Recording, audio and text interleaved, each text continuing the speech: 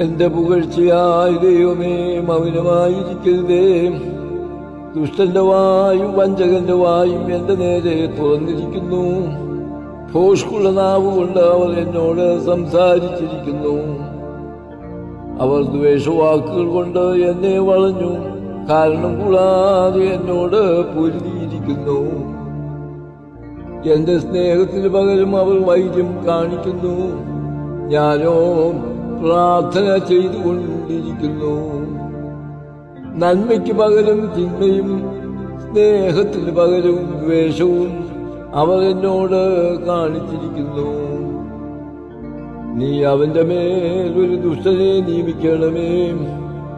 എതിരാളി അവന്റെ വലത്തുഭാഗത്ത് നിൽക്കട്ടെ. അവനെ വിസ്തരിക്കുമ്പോൾ അവൻ കുറ്റക്കാരൻ തെളിയട്ടെ. അവന്റെ പ്രാർത്ഥന പാപമായി